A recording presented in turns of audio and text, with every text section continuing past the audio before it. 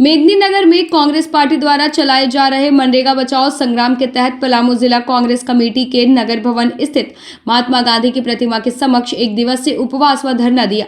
कार्यक्रम का नेतृत्व जिला अध्यक्ष विमला कुमारी ने किया। उन्होंने कहा कि मनरेगा सिर्फ एक योजना नहीं बल्कि करोड़ों गरीब और ग्रामीण परिवारों के लिए रोजगार व सम्मान की गारंटी है।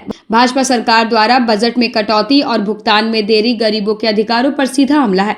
विमला कुमारी ने कहा कि महात्मा गांधी के विचारों से जुड़ी इस योजना को कमजोर करना संविधान में निहित सामाजिक न्याय की भावना के खिलाफ है। उन्होंने स्पष्ट किया कि मनरेगा बचाओ संग्राम एक दिन का नहीं बल्कि गरीबों के हक की रक्षा के लिए निरंतर चलने वाला आंदोलन है, जिसे सड़क सदन से लेकर मजबूती तक उठाएगी। धरना में बड़ी संख्या में कांग्रेस नेता और कार्यकर्ता मौजूद रहे।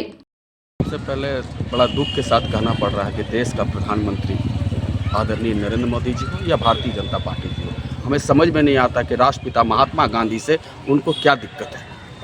आज देश का कल्पना हम लोग बिना राष्ट्रपिता महात्मा गांधी के बिना नहीं कर सकते हैं और देश का प्रधानमंत्री राष्ट्रपिता महात्मा गांधी से क्या नफरत कर रहे हैं। आज देखिए, कांग्रेस पार्टी का देन था गरीब गुरबा मजदूरों के हित में मनरेगा एक्ट लाकर लोगों को हाथों को रोजगार देने का काम हमारे कांग्रेस पार्टी की सरकार ने किया था। एक षड्यंत्र के तहत देश का सरकार भारतीय जनता पार्टी और देश के प्रधानमंत्री आदरणीय नरेंद्र मोदी जी ने उनको नाम को हटाने का काम किया। नाम किससे जुड़ा हुआ था? नाम जुड़ा हुआ था देश के राष्ट्रपिता महात्मा गांधी जी के नाम पर, जिन्होंने इस देश को आज़ादी दिलाने के लिए अपनी अहम भूमिका निभाए थे। और उस महान भूमिति देश के राष्ट्रपिता महात्मा गांधी जी के नाम को हटाने का काम अगर किया तो देश का लोग इस देश की सरकार को कभी माफ़ नहीं करेगी और देश के प्रधानमंत्री को भी कभी नहीं माफ़ करेगी। आज कांग्रेस पार्टी का हर कार्यकर्ता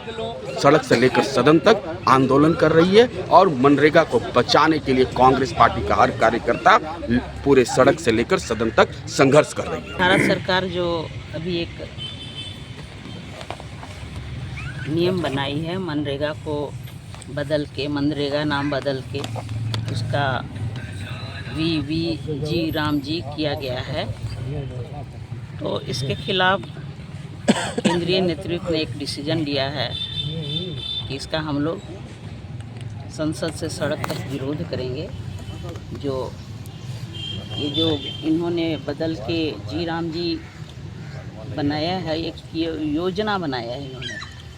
हमारा मनरेगा एक्ट था और उसमें मज़दूरों को काम मांगने का 100 दिनों का अधिकार था उनको। यदि उनको महीना भर में काम नहीं मिलता था तो 15 दिनों का उनको भत्ता दिया जाता था अगर वो घर में बैठे हुए हैं। आज इसका नामकरण जो किया गया है, एक योजना बनाया गया है जिसमेन ये अब इनका अधिकार ही नहीं है मांगने का। काम मांगेंगे नहीं, इनको काम वो जब चाहेंगे देंगे।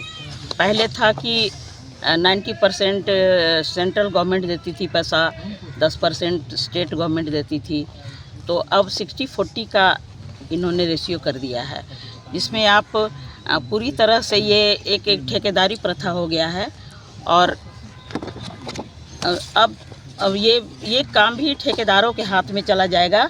वो चाहेंगे तो मज़दूरों को काम मिलेगा, वरना मज़दूर ऐसे घर में बैठे रहेंगे। तो मज़दूरों के हक की लड़ाई कांग्रेस हमेशा गरीबों की, मज़दूरों की, मुफलिसों की लड़ाई लड़ती रही है और इस लड़ाई को भी हम पंचायत तक ले जाएंगे। 11 तारीख से शुरू हुआ है, कांग्रेस का एक प्रोग्राम शुरू हुआ है मनरेगा एक्ट के बदलने के खिलाफ। हम लोग ने कल एक कॉन्फ्रेंस भी किया था। आज यहाँ एक उसके विरोध में हम लोग मौन प्रतीकात्मक विरोध और उपवास रखे हुए हैं। दिन भर का आज उपवास है और कल से ये प्रोग्राम हम लोग प्रखंडों में ले जाएंगे, पंचायतों तक ले जाएंगे और वहाँ पर जाके जितने मनरेगा के मज़दूर हमारे हैं, हम उनके साथ मिलके उनके साथ क्या छलावा किया जा रहा है, कैसे मनरेगा को बदल के उनके अधिकारों को छीना जा रहा है, उनको हम बताएंगे और उनके साथ चलेंगे। उनकी पूरी लड़ाई हम लोग अंतिम दम तक लड़ेंगे जब तक इनको उनका न्याय उनके साथ नहीं किया जाता है। भारत सरकार उनके साथ न्याय नहीं करती है और इसके खिलाफ हम लोग हैं कि जो नाम था आप